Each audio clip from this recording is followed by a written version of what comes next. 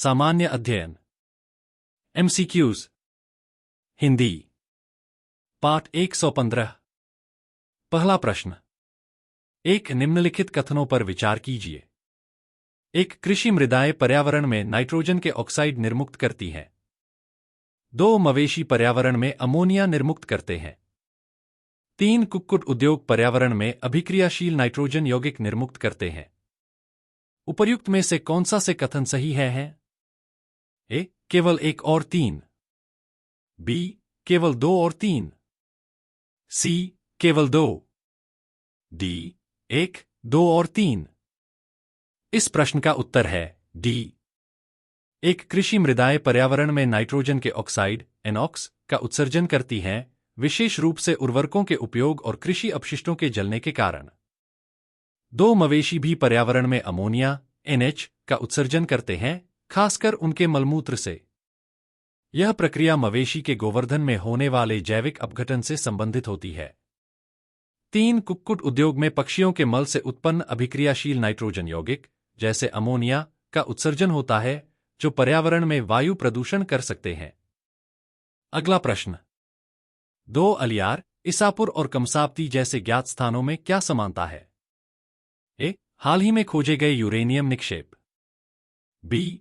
उष्णकटिबंधीय वर्षावन। सी. भूमिगत गुफा तंत्र। डी. जल भंडार। इस प्रश्न का उत्तर है डी। अलियार, इसापुर और कमसाप्ती जैसे स्थानों में जल भंडारण से संबंधित परियोजनाएं स्थित हैं। ये स्थान प्रमुख जलाशयों और बांधों के लिए प्रसिद्ध हैं, जो पानी संग्रहण के लिए बनाए गए हैं। इन जलाशयों का उद्देश्य सिंचाई, जल आपूर्ति और विद्युत उत्पादन है। इन स्थानों में बनाए गए जलाशयों ने कृषि और स्थानीय जल आपूर्ति में महत्वपूर्ण योगदान दिया है। इसलिए इनका मुख्य संबंध जल भंडार से है, न कि अन्य विकल्पों से। अगला प्रश्न। 3 सार्वजनिक परिवहन में बसों के लिए ईंधन के रूप में हाइड्रोजन संवर्धित CNG, HCNG का इस्तेमाल करने के प्रस्तावों के संदर्भ में निम्नलिखित कथनों पर विचार कीजिए। 1. HCNG के इस्तेमाल का मुख्य लाभ कार्बन मोनोऑक्साइड के उत्सर्जनों का विलोपन है। 2. ईंधन के रूप में HCNG कार्बन डाइऑक्साइड और हाइड्रोकार्बन उत्सर्जनों को कम करती है। 3. बसों के लिए ईंधन के रूप में CNG के साथ हाइड्रोजन को आयतन के आधार पर 5वें हिस्से तक मिलाया जा सकता है। 4. CNG की अपेक्षा HCNG ईंधन को कम खर्चीला बनाती है। उपर्युक्त में से कौन सा से कथन सही है? ए. केवल 1। बी. केवल 2 और 3। सी. केवल 4। डी. 1, 2, 3 और 4। इस प्रश्न का उत्तर है बी। HCNG, हाइड्रोजन संवर्धित CNG का मुख्य लाभ यह है कि यह कार्बन डाइऑक्साइड, CO2 और हाइड्रोकार्बन उत्सर्जनों को कम करता है, जिससे पर्यावरण पर सकारात्मक प्रभाव पड़ता है। कथन 2। हाइड्रोजन को CNG के साथ आयतन के आधार पर 5% तक मिलाया जा सकता है, जिससे इसकी ईंधन दक्षता बढ़ती है। कथन 3। हालांकि HCNG कार्बन मोनोऑक्साइड के उत्सर्जन को विलोपित नहीं करती। कथन 1 और इसकी लागत में कमी की कोई ठोस जानकारी नहीं है। कथन 4। अगला प्रश्न। 4. मेघाच्छादित रात में ओस की बूंदें क्यों नहीं बनती? ए. भूपृष्ठ से निर्मुक्त विकिरण को बादल अवशोषित कर लेते हैं। बी. पृथ्वी के विकिरण को बादल वापस परावर्तित कर देते हैं। सी. मेघाच्छादित रातों में भूपृष्ठ का तापमान कम होता है। डी. बादल बहते हुए पवन को भूमितल की ओर विक्षेपित कर देते हैं। इस प्रश्न का उत्तर है बी। मेघाच्छादित रातों में ओस की बूंदें नहीं बनती क्योंकि बादल पृथ्वी द्वारा उत्सर्जित गर्मी, विकिरण को वापस परावर्तित कर देते हैं। इस प्रक्रिया के कारण पृथ्वी का तापमान अधिक गिरने से बचता है और रात में वायुमंडल में नमी का संघनन नहीं हो पाता। ओस बनने के लिए तापमान को पर्याप्त रूप से गिरना पड़ता है ताकि वायुमंडल में नमी संघनित होकर ओस के रूप में भूमि पर गिरे, और यह तभी संभव है जब बादल न हो। अगला प्रश्न। 5. निम्नलिखित कथनों पर विचार कीजिए। 1. भारत के संविधान के 44वें संशोधन द्वारा लाए गए एक अनुच्छेद ने प्रधानमंत्री के निर्वाचन को न्यायिक पुनर्विलोकन के परे कर दिया। 2. भारत के संविधान के 99वें संशोधन को भारत के उच्चतम न्यायालय ने अभिखंडित कर दिया क्योंकि यह न्यायपालिका की स्वतंत्रता का अतिक्रमण करता था। उपर्युक्त में से कौन सा से कथन सही है? ए. केवल एक, बी. केवल दो, सी. एक और दो दोनों, डी. न तो एक नहीं दो। इस प्रश्न का उत्तर है बी. पहला कथन गलत है। भारत के संविधान के 44वें संशोधन ने प्रधानमंत्री के निर्वाचन को न्यायिक पुनर्विलोकन से बाहर नहीं किया। यह संशोधन मुख्य रूप से आपातकाल के दौरान राष्ट्रपति के आदेशों को न्यायिक समीक्षा से बाहर करने की दिशा में था, न कि प्रधानमंत्री के निर्वाचन को। दूसरा कथन सही है। भारत के संविधान के 99वें संशोधन को उच्चतम न्यायालय ने 2015 में national judicial appointment committee (NJC) अधिनियम के तहत असंवैधानिक घोषित कर दिया, क्योंकि यह न्यायपालिका की स्वतंत्रता का उल्लंघन करता था। अगला प्रश्न 6 निम्नलिखित कथनों पर विचार कीजिए। एक न्यायाधीश जांच अधिनियम 1968 के अनुसार भारत के उच्चतम न्यायालय के किसी न्यायाधीश पर महाभियोग चलाने के प्रस्ताव को लोकसभा के अध्यक्ष द्वारा अस्वीकार नहीं किया जा सकता।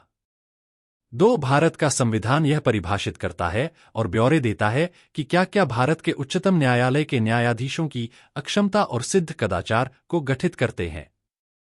3 भारत के उच्चतम न्यायालय के न्यायाधीशों के महाभियोग की प्रक्रिया के ब्यौरे न्यायाधीश जांच अधिनियम 1968 में दिए गए हैं।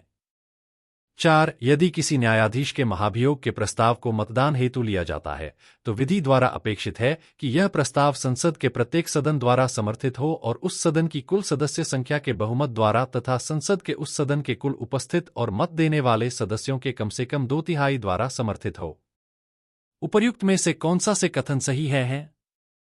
ए. 1 और 2, बी. केवल 3, सी. केवल 3 और 4, डी. 1, 3 और 4। इस प्रश्न का उत्तर है सी. पहला कथन गलत है। न्यायाधीश जांच अधिनियम 1968 के अनुसार लोकसभा के अध्यक्ष द्वारा महाभियोग प्रस्ताव को अस्वीकार किया जा सकता है, यदि वह प्रस्ताव उचित नहीं लगता। दूसरा कथन गलत है। भारत के संविधान में अक्षमता और सिद्ध कदाचार के बारे में कोई विस्तृत परिभाषा नहीं दी गई है। यह निर्णय उच्चतम न्यायालय द्वारा लिया जाता है। तीसरा कथन सही है। उच्चतम न्यायालय के न्यायाधीशों के महाभियोग की प्रक्रिया के ब्यौरे न्यायाधीश जांच अधिनियम 1968 में दिए गए हैं। चौथा कथन सही है। महाभियोग प्रस्ताव को दोनों सदनों, लोकसभा और राज्यसभा में 2/3 बहुमत से पारित करना आवश्यक है।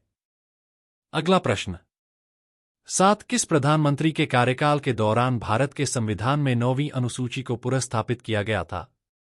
ए. जवाहरलाल नेहरू, बी. लाल बहादुर शास्त्री, सी. इंदिरा गांधी, डी. मोरारजी देसाई। इस प्रश्न का उत्तर है ए. भारत के संविधान में 9वीं अनुसूची को 1951 में संविधान के आधिकारिक संशोधन के तहत पुनर्स्थापित किया गया था और यह काम तत्कालीन प्रधानमंत्री जवाहरलाल नेहरू के कार्यकाल में हुआ। 9वीं अनुसूची का उद्देश्य कुछ कानूनी प्रावधानों को न्यायिक पुनर्विलोकन से बाहर रखना था, ताकि सरकार भूमि सुधारों और अन्य प्रमुख सुधारों के लिए प्रभावी रूप से कार्य कर सके। यह अनुसूची मुख्य रूप से भूमि सुधार विधियों और अन्य सामाजिक, आर्थिक सुधारों को सुरक्षा देने के लिए थी, ताकि वे संवैधानिक चुनौती से बच सकें। अगला प्रश्न 8 निम्नलिखित कथनों पर विचार कीजिए। 1 भारत सरकार द्वारा कोयला क्षेत्र का राष्ट्रीयकरण इंदिरा गांधी के कार्यकाल में किया गया था। 2 वर्तमान में कोयला खंडों का आवंटन लॉटरी के आधार पर किया जाता है। 3 भारत हाल के समय तक घरेलू आपूर्ति की कमी को पूरा करने के लिए कोयले का आयात करता था, किंतु अब भारत कोयला उत्पादन में आत्मनिर्भर है। उपर्युक्त में से कौन सा से कथन सही है? ए. केवल 1, बी. केवल 2 और 3, सी. केवल 3, डी. 1, 2 और 3। इस प्रश्न का उत्तर है ए. कोयला क्षेत्र का राष्ट्रीयकरण। भारत सरकार ने 1973 में इंदिरा गांधी के कार्यकाल में कोयला खंडों का राष्ट्रीयकरण किया था।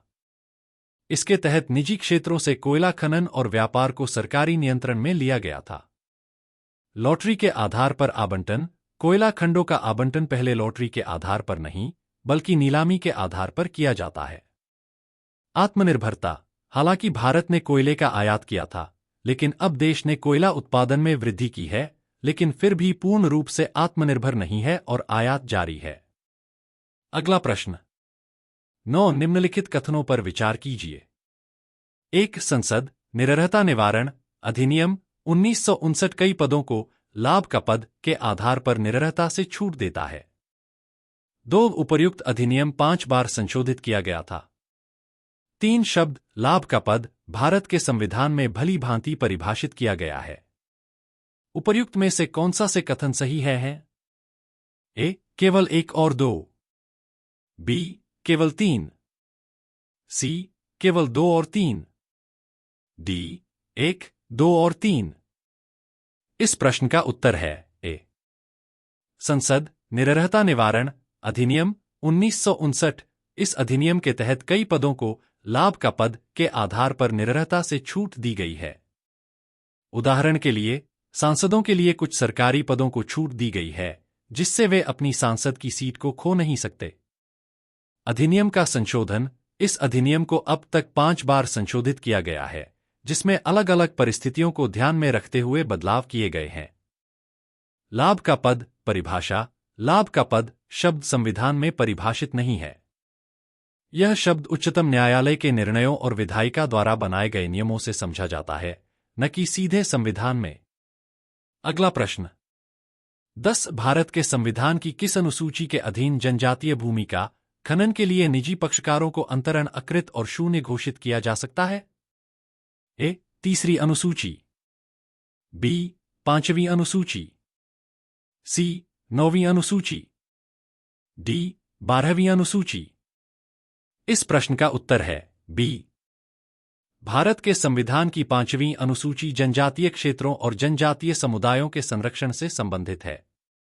इसके तहत ऐसे क्षेत्रों की रक्षा करने के लिए विशेष प्रावधान किए गए हैं, ताकि इन क्षेत्रों की भूमि और संसाधनों का शोषण न हो सके। यदि निजी पक्षकारों को जनजातीय भूमि का खनन के लिए अंतरण किया जाता है, तो इसे अकृत और शून्य घोषित किया जा सकता है। यह अनुसूची जनजातीय लोगों की भूमि अधिकारों की रक्षा करती है और उनके खिलाफ होने वाले शोषण को रोकने के लिए प्रावधान करती है।